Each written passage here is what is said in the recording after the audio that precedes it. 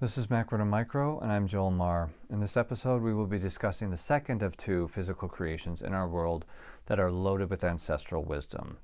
And once more, ancestral wisdom is comprised of universal truths, and universal truths are truths that exist across our physical, mental/psychological, spiritual/energetical, and emotional/emotion realms free from unconscious fear perspective.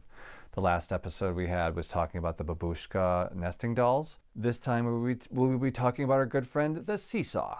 With the current state of seesaws, as I know it, being in the United States, I don't see them on playgrounds anymore, and according to online research, they have diminished a lot in our environment due to personal accidents and injuries, lawsuits, insurance risks, an enjoyable experience that, yes, does have its imbalance aspects to it. From our physical standpoint, if you've ever been on a seesaw, perhaps you recall the dance between levity and gravity, the playing and experimenting and experiencing between equilibrium and imbalance. Maybe you recall the sensory stimulants that came up, visual and audio, of the breeze flowing over you, the sun on your skin, the children around playing, laughing, the birds and the trees. Or maybe you went further in your imagination with maybe you had a friend and you were on the seesaw and you were pretending that the ground was lava and you were trying to keep equilibrium, but as it went into an imbalanced state, you'd have to bounce up and down to regain that equilibrium so that you can spare each other, help each other to survive the lava below. Or maybe you're one of those little ones that were stuck up on a seesaw because there's a big person that's holding you up there. You had all of your little friends trying to get up on the seesaw to balance it out and try to overthrow the king or the queen that was holding you there in prison. Much of those examples had to do with the exhilaration and the exuberance of being at one with the seesaw itself. Now we will address the seesaw from a non-physical standpoint, and how by way of the heart space, it's all about consciously identifying and witnessing the equilibrium and imbalance of our non-physical energies, our thoughts, feelings, memories, pain, sensations, fears, something that the body and brain get to witness as we move further into the heart space of our orientation of being. And through this process, it leads to the collective discovery of how all our non-physical energies that we experience exist in non-linear and simultaneous fashions. Unlike with brain and body, where all those mentioned, those aspects tend to play out sequentially. They tend to be experienced and absorbed in sequence. So with the Seesaw Principle from a non-physical perspective, we're actually going to take our physical selves to tap into that non-physical perspective. In order to see it from the heart space, we're going to use this as us. Here is our body here. We can put the seesaw in our body, the Seesaw Principle. This is the brain up here. Down here is the body. Now, and over here in the middle is the heart space. Now, to connect all of these, we are talking about the spinal cord here. This is the spinal cord right there. And by brain, I mean base of skull. And by body, I'm talking about the tailbone.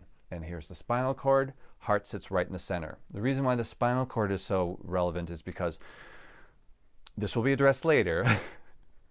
But just to mention right now, from a physical standpoint, the closest we can get to soul is the spinal cord itself. That is the hub of our soul energy, right in there. With the soul in touch with the brain, in touch with the intellect, in touch with the physical, the tailbone, and here in the middle, the emotional.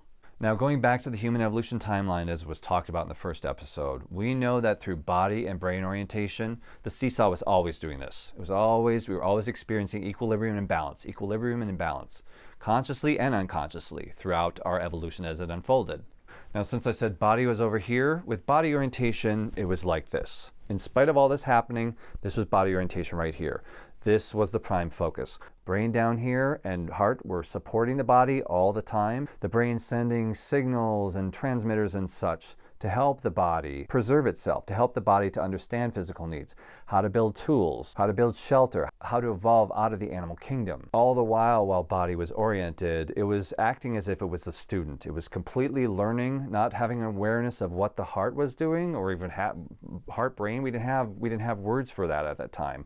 And yet the brain and the heart were supporting the body through the learning of how to experience body orientation to the fullest by way of the body's conscious capabilities, all the way up to from roughly 200,000 years ago up to about 50,000 years ago, until boom, the brain started to kick in and the brain became oriented. Body has experienced its most expansive state from a body orientation perspective. Now the body and the heart support the brain. Now we were discovering thoughts, feelings, memories, emotions, and sensations. We began to retain information out of time. The mind started to grow, the ego was discovered and such. We were generating streams of conscious and unconscious matter that were always happening, but the body was not conscious of it. Now that the body becomes conscious of it, they become more a part of our conscious awareness, and all the while, heart is supporting it. Once we entered into the brain orientation phase and we began to see those energies out of time, began to recognize the expanded conscious awareness of what those energies are, our emphasis became on creating and teaching and discovery, which generated endless streams of conscious and unconscious matter that color our experiences through the thoughts, feelings, emotions, and pains and sensations and fears, along with all the physical expansion we'd done to move outward, move out even further. Whereas brain, we built upon what the body had discovered until the brain and mind and ego have reached their fullest potential, which happened roughly about 100 or so years ago is when it tipped into heart orientation. But even though we're going into heart orientation, we know that the brain has been through a lot these past 50,000 plus years. There's been a lot of great accomplishments, great successes, great discoveries, and expanded love into this space. We've also expanded a lot of fear into this space, a lot of unconscious fear perspectives, still being driven by unconscious fear perspectives. We know there's war, poverty, strife, imbalance, injustice, and such. But yet, as we're naturally moving into heart space orientation, well, a lot of us are still stuck up here. There are people in this day and age who are really trying to crack the mind open, trying to dissect that amygdala right in the center, trying to open those prefrontal lobes. Brain's overworked. Mind and ego, if you notice, mind and ego are just beating the shit out of brain. Take science, for example. Science is trying to figure out how to get past Mars. How do we physically get past Mars? We're sending satellites and stuff. We need to get to Mars. How do we get there from the external? What science wants, they see is up there. And as you know, some religions as well, the dogmatic ones, also are looking that direction. Bring the deity to us. We want to be closer to our deity. There appears to be like a seeming separation of our physical from the non-physical wholeness of ourselves.